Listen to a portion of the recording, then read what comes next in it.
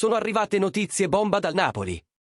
Siamo tornati con un altro elettrizzante aggiornamento sul nostro amato club e non vorrete perdervelo.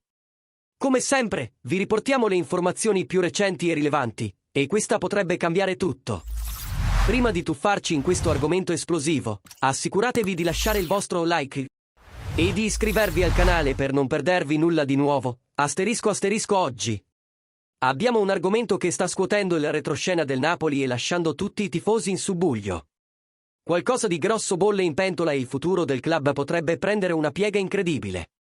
Restate sintonizzati, perché questa è una notizia che farà scalpore. Al momento le speculazioni riguardano Rafa Leao del Milan e un possibile scambio con l'attaccante del Napoli, Victor Osimhen. Secondo il giornalista Gerardo Fasano, il Milan starebbe già lavorando per liberarsi di Leao che, nonostante i suoi alti e bassi, è uno dei giocatori più discussi della Serie A. L'idea di uno scambio diretto con Osimhen è emersa dietro le quinte, ma non si ferma qui.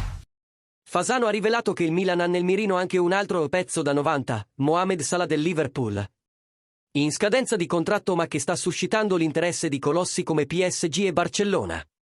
Questo movimento di mercato potrebbe rivoluzionare entrambe le squadre e cambiare completamente le dinamiche del campionato italiano.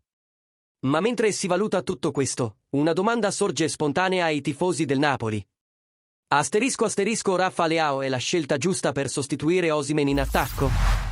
Vogliamo sapere da voi, pensi che questo sarebbe un vantaggio per il Napoli?